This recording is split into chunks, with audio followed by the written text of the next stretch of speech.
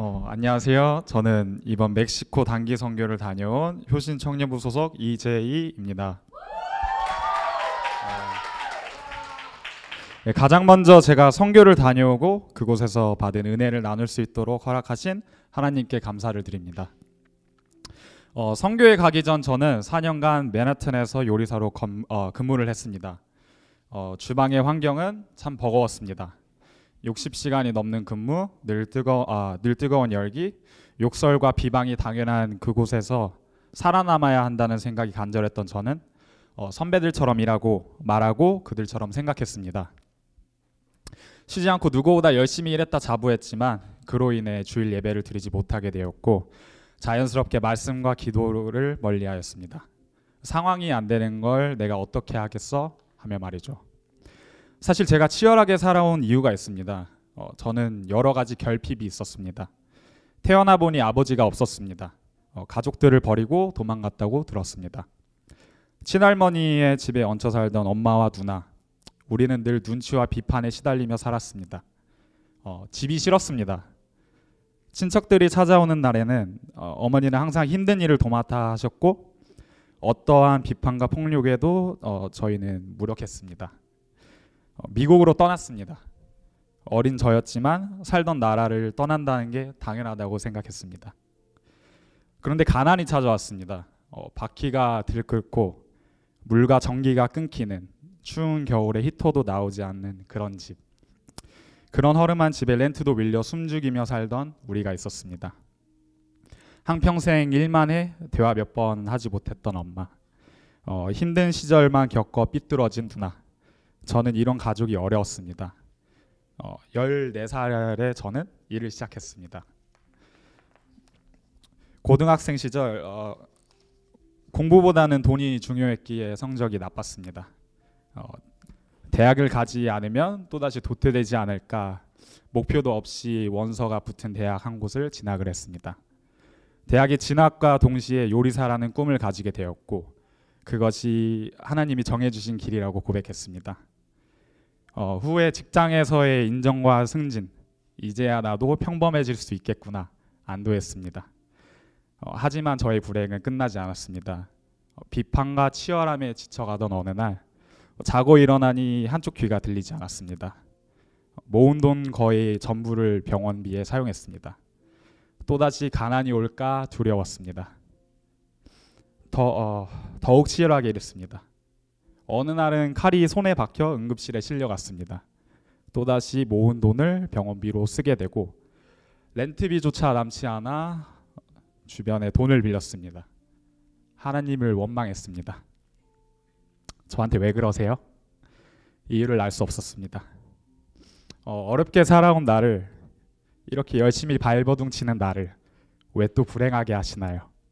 살기 싫었습니다. 자기 연민에 빠져 내일 더 불행할 내가 싫었습니다. 그렇게 살기 싫은 하루들을 버텨내며 내가 정말 살려면 주일 예배부터 회복하자는 생각이 들었습니다. 예배를 위해 직장을 그만두기로 다짐하던 시기에 주변에서 제게 선교를 권유했습니다. 놀랍게도 얼마 후 저희 청년부에서 멕시코 단기 선교를 간다고 하더라고요. 큰 뜻도 큰 결심도 아니었습니다. 그저 시기가 맞으니 선교에 동참했습니다.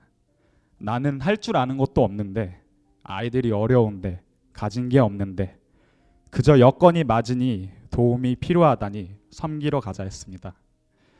멕시코 선교 첫날 아침 하나님께서 저를 사용해 주셨습니다. 대학에 찾아가 학생들에게 요리를 가르쳤습니다. 제가 할 줄 아는 딱 그 한 가지, 그 한 가지를 하게 하셨습니다. 그들이 기뻐하는 모습에 나도 쓸모가 있는 인간이구나 위로가 되었습니다. 아이들을 처음 만나게 된 날, 처음 보는 아이들이 하나같이 웃으며 저를 안아주었습니다. 따뜻했습니다. 아이들이 저에게 준 사랑이 저에게도 전달되어 저도 그 아이들을 안아줄 수 있게 되었습니다.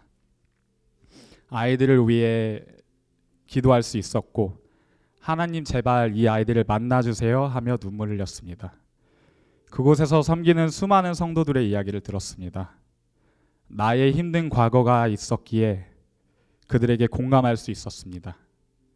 마지막 BBS를 끝낸 후 저희는 근처 바다에 들려 쉬는 시간을 가졌습니다. 그때 모두들 저에게 행복해 보인다고 했습니다. 정말 선교조에 있는 하루하루가 행복하고 계속 웃음이 나왔습니다. 그날 저녁 저는 처음으로 공동체 안에서 저의 아픔들을 그리고 하나님에 대한 감사를 나눴습니다. 말씀과 기도가 가득했던 선교지에서 저는 그동안 늘 저와 함께했지만 볼 수 없었던 하나님의 역사하심을 깨달았습니다. 하나님은 나를 너무 사랑하시는구나. 나를 항상 기다리고 계셨구나 말입니다.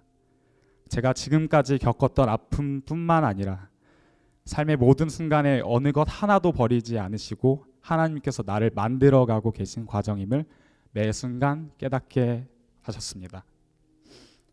버티지 못할 만큼 외롭고 힘들 때 기도했습니다. 누구라도 좋으니 안아줬으면 위로받고 싶다, 웃고 싶다, 행복하고 싶다, 딱 남들처럼 평범하고 싶다. 지난 4년간 끊임없는 저의 기도였습니다. 이번 선교를 통해 저는 이 모든 기도의 응답을 흘러넘치게 받았습니다.